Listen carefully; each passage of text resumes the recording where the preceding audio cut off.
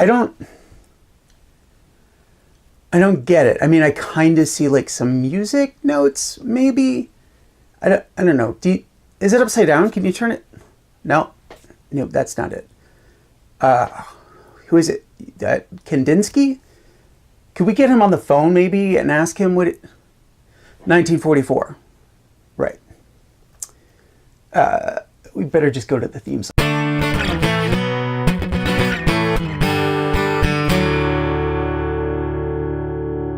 Ahoy hoy, America, and presumably the world. We're back with our series on diction, and today we're going to talk about two more ways that we can describe a writer's diction: concrete and abstract. Before we get into those, I just want to remind you of the definition of diction in general. It's the characteristic word choice of an author. And last time we talked about one way, or one set of words to use to describe an author's diction, and that's formal and informal.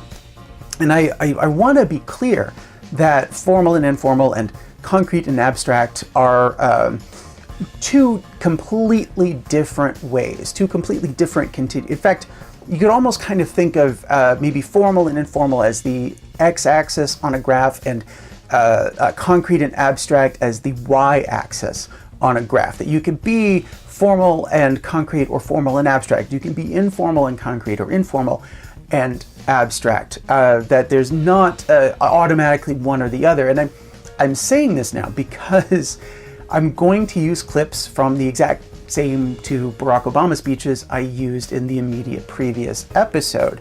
In the informal speech that he's delivering to the Congressional Black Caucus dinner, he is using some pretty concrete diction for the most part. And that might lead you to think that informal and concrete always go together. And in his Nobel speech, his Nobel Lecture, that's what they call it, he is speaking formally, of course, and he is using a lot of abstract diction. And that might lead you to think that formal and abstract always go together, but it's not true. In addition to them being separate axes, there is, of course, a continuum. You can be really formal, you can be really informal, you can be in between.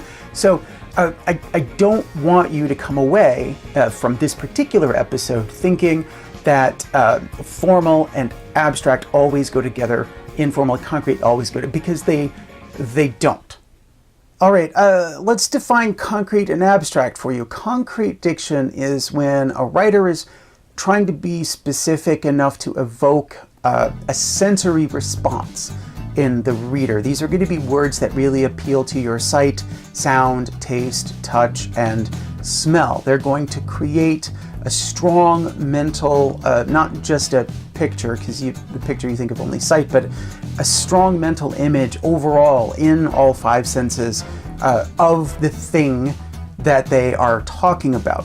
On the other hand, abstract diction is when a writer is referring to ideas or concepts that have no specific physical referent. So, where they're not trying to evoke a specific mental image or mental depiction of the thing that they are talking about.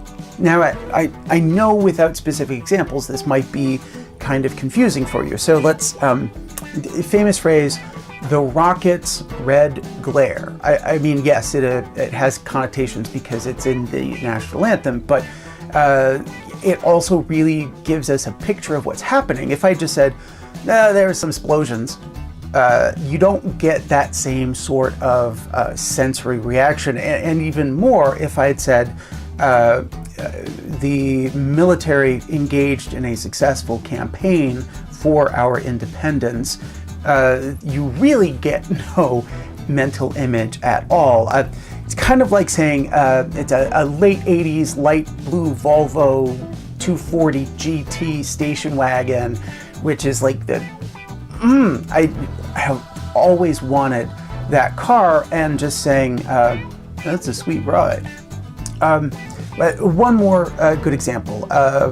We could be talking, as Dr. King so eloquently did, about the moral arc of the universe. That's a very abstract concept, and how that moral arc is long, but it bends toward justice.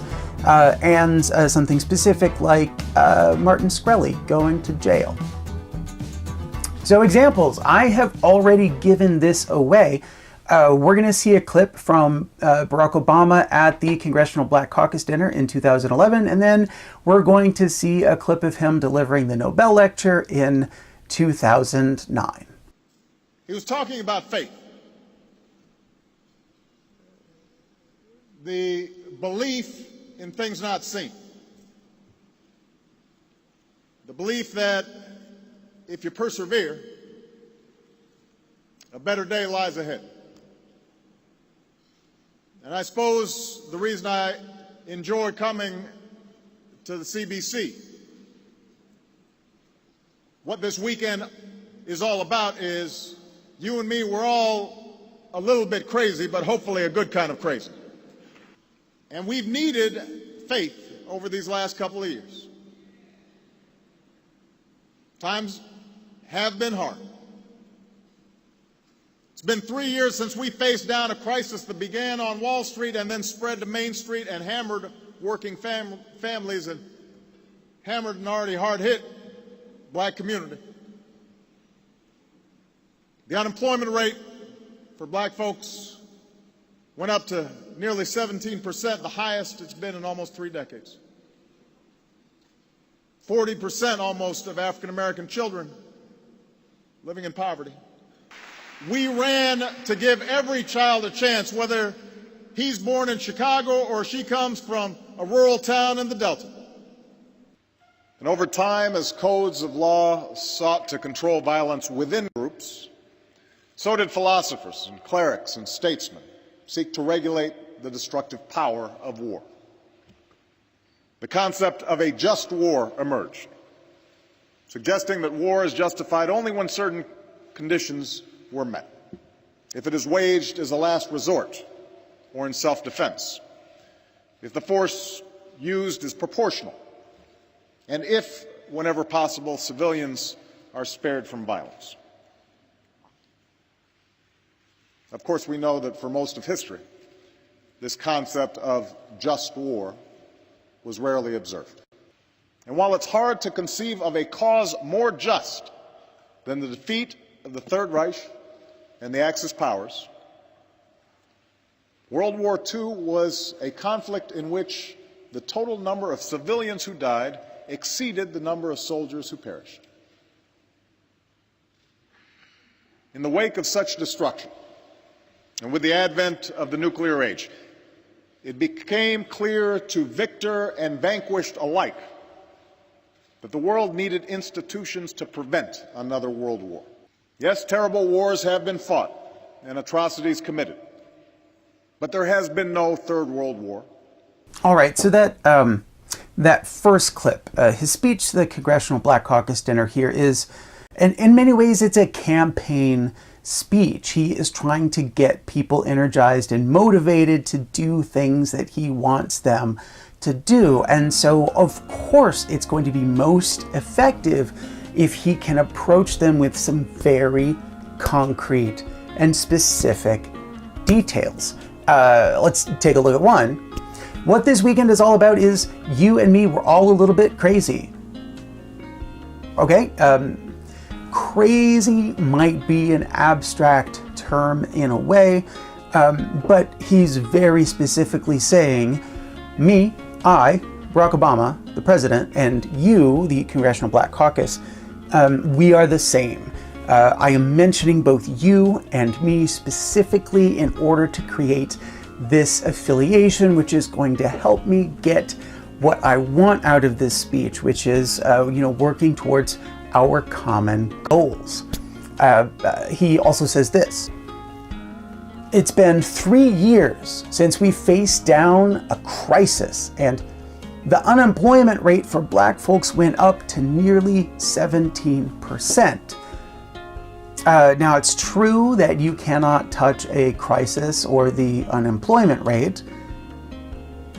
That would be weird, but these are still some very specific details that Barack Obama is using to help get this rally going. And they really are. I mean, a statistic like the black unemployment rate being 17%, that while not exactly tangible, is still something that is going to create a strong mental impression, a very specific and strong mental impression on those hearing the statistic. He also says this: "We ran to give every child a chance, whether he's born in Chicago or she comes from a rural town in the Delta." Now, he didn't start describing the cloudy, windy, gray skies of Chicago, the Willis Tower in stark relief against the winter Chicago. I mean, you can really evoke the whole thing there. But saying Chicago brings that kind of image to mind, and it's a very specific reference to not only Barack Obama's home. He was in Chicago, from Chicago when he ran for president, but also home to a rather large constituency of his. And then, the Delta, talking about the Mississippi Delta, this is something that is also going to be familiar to his audience. It's going to evoke some specific sense memories. We're going to hear the blues music. We're going to see the landscape. We're going to feel the swampy air. These are all concrete things that Barack Obama is saying because he wants to make sure that his audience, the Congressional Black Caucus, is on board with his program. The Congressional Black Caucus dinner speech, as far as I can tell, doesn't have a specific name. If it's kind of a campaign rally-ish sort of thing where he's in front of people who already agree with him, and he's, we talked about a lot of that stuff in the last episode. This is not necessarily something that needs a title, but his Nobel Lecture has a title. You better believe it. It's called A Just and Lasting Peace. Just the title suggests to you that the diction he's going to be using, the kinds of things he will be talking about, are up here, not concrete like Chicago and the Delta. And in that clip I showed, he actually even says the word concept. The concept of a just war emerged, suggesting war is justified only with certain conditions. But we know that for most of history, this concept of just war was rarely observed. There are going to be some people in the audience who recognize that he's not just speaking about the abstract concept of war and the abstract concept of justice and righteousness. I mean, those are, it's like you're multiplying here. It's like an abstract squared almost. But there will be people who recognize the specific allusions to philosophers like the Roman Cicero and a whole bunch of other people in the 2,500 years between that and Barack Obama. Right? And so beyond the concepts of justice and war and allusions in that way to others, he's got things like this. It became clear to the victor and vanquished alike that the world needed institutions to prevent another world war. You can hear the formal language in that, right? To the victor and the vanquished alike. But it's that pretty grandiose concept that not only was there a war, but that these two groups, and he doesn't name them specifically right now, at least in this sentence, these two groups are able to come together and see the greater philosophical goal of a lasting peace on the European continent. But you know what? That was, 65, 70 years ago. There's been other stuff. Yes, terrible wars have been fought and atrocities committed, but there has been no Third World War. Now, atrocities is a pretty loaded term. It's heavy with connotation. I mean, just scratch the surface of atrocity for a second, you get things like genocide and, I don't know what's worse than genocide. It's pretty bad. But this is maybe a good point to pause a little bit with the Barack Obama and put this into terms that you may or may not understand more easily. We all know the word pretty, right? You can say that someone is pretty. When I say pretty and when you say pretty, how do we know that we're talking about the same thing? And when I say pretty and you picture in your head, how do I know that you're also picturing my television girlfriend, Robin Thede? I don't. That's why it's important to be able to use concrete diction to describe things, and not just an abstract word like pretty or an abstract word like atrocity. I've said it before in this series, and I'm going to say it again, that you need to think about diction both as a reader and as a writer. That when you are sitting down to put together your Nobel Lecture, you need to think about whether some solid and some specific and some sensory evoking details are what you want, or whether it's enough to use an abstract but perhaps very loaded term like atrocity.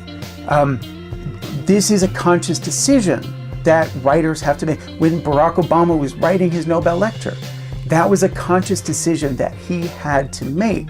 He said, you know what, I'm not going to name every genocide that took place between the Holocaust and I don't know what day is today. There's probably a genocide still happening in the world. Come on, world, get it together. But he knew that he could just say the word atrocity and he would get the results that he was looking for. But he also knew that for the Congressional Black Caucus, he couldn't just stand up there and say, we ran to represent everybody. No, he wanted to say, he knew he needed to say, we ran to represent Chicago and the Delta and anywhere else that people who need our help are born. Right? And just to reinforce this idea that there is no automatic link between formality and abstraction and informality and concrete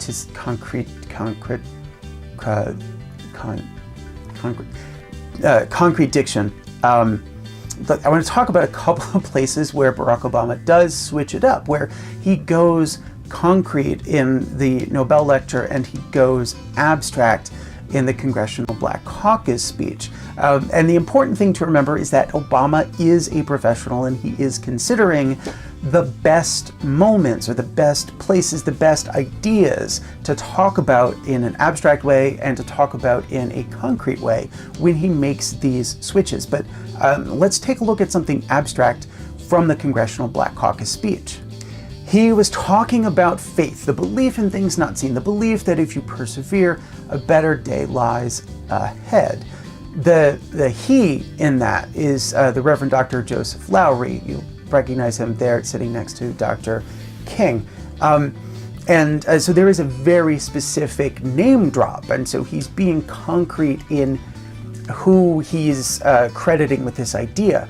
But the idea itself, the idea of faith and the idea of belief without evidence and often without a lot of hope that tomorrow or somewhere in the future things will be better, that's a pretty abstract concept. And you'll realize that that abstract concept underlies a lot of the other things that he was talking about in the speech when he did get concrete. It underlies the 17% black unemployment rate. It underlies the fate of the boy from Chicago or the girl from the Delta, that in the future there is something better coming. We have to have that faith. And of course, he also gets concrete in the Nobel Lecture. World War II was a conflict in which the total number of civilians who died exceeded the number of soldiers who perished. Now that's relatively concrete. I mean, there's the specific reference to the war and the specific reference to civilians and soldiers, and I had to say relatively because he doesn't actually say the words 50 to 80 million civilians died in World War II, which is an astounding number. And maybe he didn't say it because, again, his audience is going to know this. His audience will understand the weight and the gravity of what he says when more civilians died. But it's important for him to ground his belief that the experience of World War II taught us that war, whether we think it's just or not, is going to have serious consequences, and so we need a just peace and a lasting peace. He knew that he needed to ground that in something very, very real, like World War II. So take that message with you as a writer, that if you're mostly talking about big ideas, you want mostly abstract diction. But it is important to ground that abstract diction in some concrete details. If you're writing, for example, about freedom of speech at school, freedom of speech is a huge abstract concept, and the way that it can be applied or not applied to students is very important to talk about. But it's going to be hard to get your point across if you don't have some specific examples, specific Supreme Court cases, something that happened to you. So grounding those abstract ideas in something concrete. On the other hand, if all you do is throw specific details, specific details, specific details, specific details, specific details, eventually your reader is going to say, so what? I'm tired of reading about all of these specific details. What does it mean? What is your point? And your point is probably something abstract. If you're talking about all of the great plays that you have made on the basketball team at your school, your point is probably, hey coach, you should make me captain next year so I can be a leader, or I really think you should accept me to your college or university because I am going to bring a certain quality to your basketball program. Those are more abstract ideas, but of course you couldn't get there unless you had the concrete evidence in the first place. And I haven't really said much at all so far about how thinking about concrete and abstract diction helps you as a reader, and specifically when you're reading and you're looking for diction, it's probably because you have an analysis assignment to do. But again, one of the things that's important to be able to recognize in any analysis is what is it that the author wants to get across, and how does the diction of that author make this more effective? So if you were analyzing Obama's speech, you would talk about how he's primarily dealing in these abstract concepts of war and peace and justice, and how that's very important to that particular audience in order to get get across his particular point. If you were analyzing the Congressional Black Caucus speech, you would say the opposite, that he's using primarily concrete diction in order to get his audience fired up to go out and do something in the next election cycle or in the next congressional session. And kind of like what I did just a minute ago, it's important to be able to think about what are some of the places where the majority of the diction changes to its opposite. So if you're thinking about formality and informality, are there places in a formal speech where the writer goes a little informal to make a point? Are there places where a writer using primarily concrete diction takes a step back with some abstract diction in order to make a point? Those places where an author is able to change it up, those are important to talk about when you are writing an analysis. And again, you really want to get at the why are they doing that? What is it that is going to make this switch in diction here effective at getting across the point? So as you are reading, you should be looking not just for the overall flavor, formal, informal, concrete, abstract, but also for places where it mixes, where it changes up a little bit, because you're going to get a lot of mileage writing about those things. And that's the end of this episode on diction, except for 2 points. They're the same 2 points that I made last time, so you're not going to be surprised. Remember that concrete and abstract, it's a continuum. You can be completely concrete and completely abstract. You can't even see this hand. That's how abstract it is. But there's all that space in between. The same thing with formality and all that space in between. And please don't say writers use diction. Barack Obama used diction when he spoke about peace. Of course he did. Diction just means word choice. You've got to give it an adjective, and now you have in your vocabulary 2 more adjectives that you can use to describe the diction, concrete or abstract.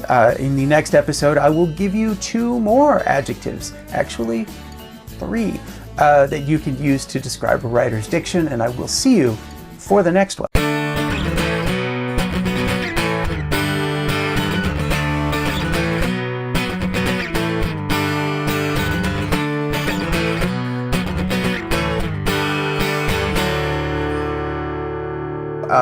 Words that appeal to your sight, sound, taste, touch, and feel. It said feel twice. Sight, sound, taste, touch.